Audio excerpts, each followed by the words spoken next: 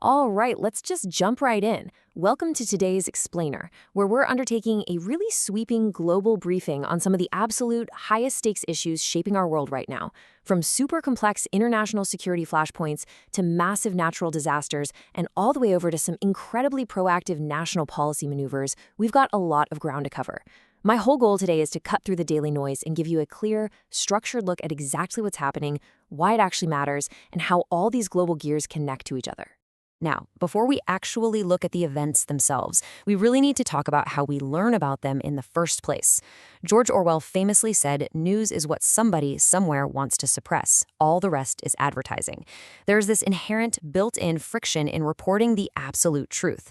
In a world completely flooded with conflicting narratives, getting to the actual verified facts is harder and honestly more important than ever.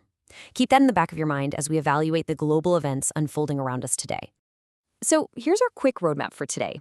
We're going to look at the value of true news, dive into global security and diplomacy, tackle climate and natural crises, look at some strategic developments out of India, and finally bring it all back to trusting the news. All right, moving right into Section 1, Global Security and Diplomacy. We're zeroing in on three major geopolitical flashpoints here. First up, the U.S.-Iran tensions and the Strait of Hormuz. Then we'll look at the Lebanon-Israel peace talks happening in Rome. And finally, international maritime safety in the Black Sea. Let's break these down. Okay, so our first flashpoint focuses on the U.S.-Iran escalation right around the incredibly vital Strait of Hormuz. Here's what's happening. Following Iranian missile attacks in Jordan, U.S. and regional forces launched offensive strikes.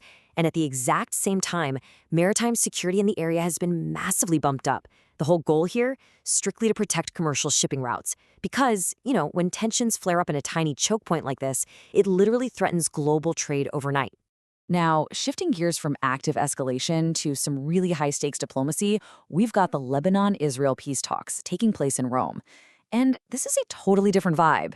In stark contrast to military maneuvers, the explicit goal at this table is dialogue, plain and simple. Diplomats are working incredibly hard to de-escalate border tensions. A huge piece of this puzzle actually involves coordinating regional troop adjustments, often working right alongside UN peacekeepers, all to try and build a solid framework for regional stability. And finally, to wrap up the geopolitical side of things, we have to look at the Black Sea. The reality here is pretty grim, honestly. Attacks on commercial cargo ships are actively threatening lives, livelihoods, and obviously global trade. After some really severe attacks in the region, trade groups and governments have practically been forced to step in. So we're now seeing a massive surge in diplomatic efforts and way tighter naval monitoring just to protect the seafarers navigating these high-risk corridors. It's a stark reminder that maritime safety is absolutely a global responsibility. Okay, moving on to Section 2, Climate and Natural Crisis. 250,000. Just let that number sink in for a second. I really want to emphasize this figure to ground us in the sheer human scale of the disaster we're about to look at. So that 250,000, that represents the staggering number of people who are forced to evacuate because of the southern European wildfires. We saw extreme heat waves team up with incredibly strong winds, and it just fueled these widespread, completely uncontrollable blazes across France and Spain. I mean, the crisis got so bad that it triggered joint European Union aerial fighter flying support. It's a really clear example of how these climate emergencies are literally forcing nations to band together just to protect their own citizens. 7.1. That is the magnitude of the sudden seismic event we're shifting to next. A massive 7.1 magnitude earthquake struck Kumamoto, Japan. The devastation is just heartbreaking. We're talking deeply fractured roads and entirely collapsed buildings across both residential and commercial areas. And because the shaking was felt so intensely right across the Kyushu region, widespread military and emergency rescue operations had to swing into full gear immediately. Thousands of people were affected and pushed into shelters. It really just showcases the sudden, immense logistical and medical nightmare a nation faces when the earth simply gives way underneath them. Moving right along to our third section, strategic developments in India. This gives us a really fascinating picture of national strategy. Right now, India is balancing two massive, simultaneous initiatives. On one hand, protecting fragile environmental ecosystems, while at the exact same time, protecting its frontline military forces. Let's actually break down how they're pulling off this dual strategy. First up, the environmental safeguard. The Union Environment Ministry reissued a draft notification declaring a staggering 56,000 square kilometers of the Western Ghats as an eco-sensitive area. To put that in perspective, that stretches across 6 different states. Now, why does this matter to us? Well, because this area is a massive biodiversity hotspot and the source of major rivers. To protect this fragile watershed, the government is putting strict limits on heavy mining, major construction, and polluting industries in the zone. It's really a long-term play for ecological security and regulating climate patterns for generations to come.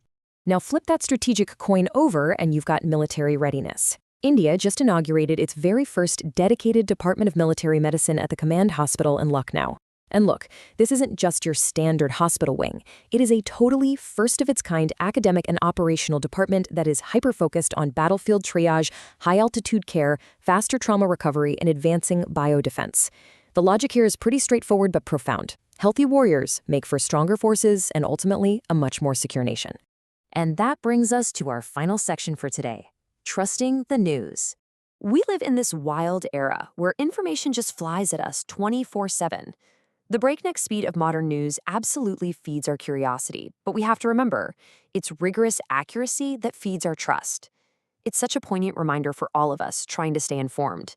The speed of a breaking headline? Yeah, that might make us click, but verified facts are what we actually need to rely on. And that officially wraps up today's Explainer. Thank you so much for joining me to unpack all these incredibly complex global events. But before you step away from this and jump back into the crazy flow of your daily media, I want to leave you with one final thought. When you see that next breaking news alert flash across your phone screen, what steps do you personally take to verify the facts before you let it shape your worldview? It's something to think about.